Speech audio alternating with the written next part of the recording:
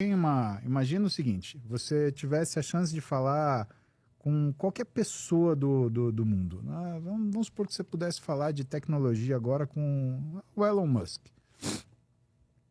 E eles virassem para você e falassem, Lucas, faça isso.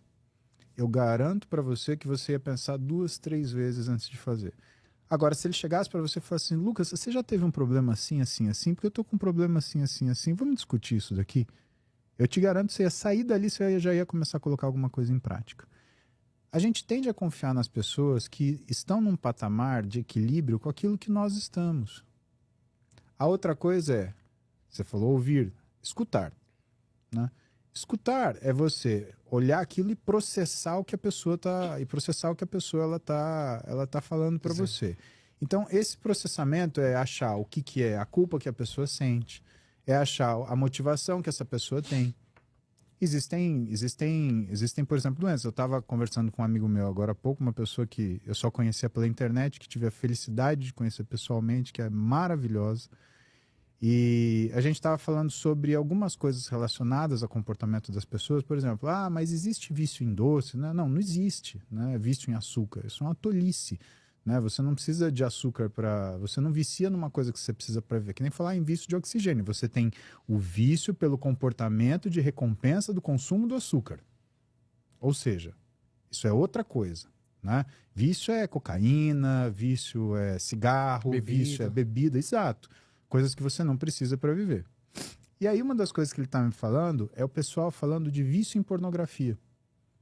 Então ele falou, não é que a pessoa tem vício em pornografia, não é essa questão, não é um vício. A pessoa ela tem vício em comportamento sexual. Ela tem uma compulsão sexual. E as pessoas sofrem com isso.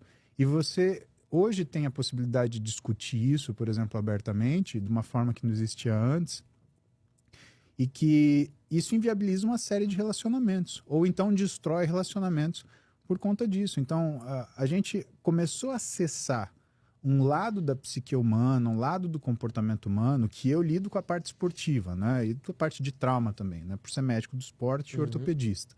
Mas eu trato pacientes, então eu preciso saber quais são os comportamentos dele, eu preciso saber quais são os comportamentos de treino, de vida, se ele anda de moto, se ele anda de ônibus, né? Como é que é, quais são as coisas que o motivam, senão o que eu estou tratando? Eu estou tratando uma ferida e não uma pessoa. E a ferida pode cicatrizar, mas a pessoa se machuca de novo. Total.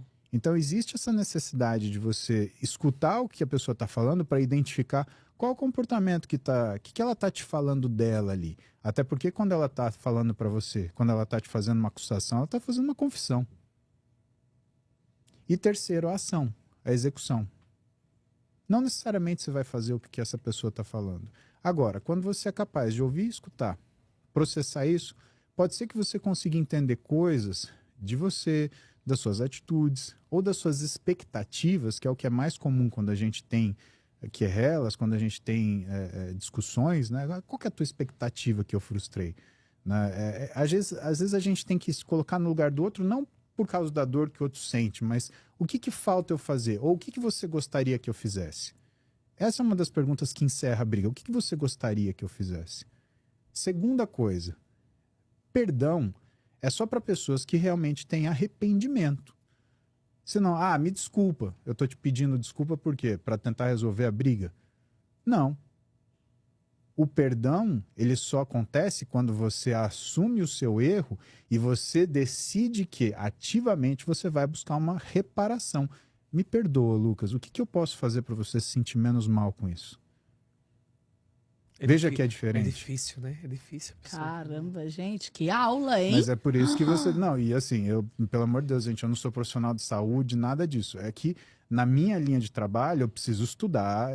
Eu gosto de ser humano, eu sou médico, eu fui fazer medicina porque eu amo gente, né? E eu gosto de tratar de gente. E gente pensa, gente sofre, gente age. Né? Porque todas as vezes que a gente tenta perdoar alguém, eu acho que as pessoas que estão assistindo a gente vai se identificar com isso. A gente acha que quando, por exemplo, você me fez mal, e eu lhe peço, me perdoe, eu vou lhe perdoar. É como se... Eu tenho certeza que o nosso ego também dá a sensação de que, tipo assim, eu fracassei. Já teve momentos que eu sabia que a pessoa precisava do meu perdão. Eu muito mais para poder seguir em paz, mas eu dizia assim, caramba, exatamente. eu vou tá, eu perdoo, mas parece que, tipo assim, eu fracassei na minha mente, né? A gente, nosso orgulho, nosso ego. E a coisa mais, eu acho, mais humana que a gente pode fazer é perdoar, né? Como é que eu sei que eu perdoei alguém? Quando você para de carregar esse saco de pedra nas suas costas. E jogo pra ela o Você saco. falou uma coisa... Joga pra ela. É, deixa Não ela vou se deixar virar. pra mim não também, Paulo. Deixa pra ela que jogou em mim, tome de volta, Satanás.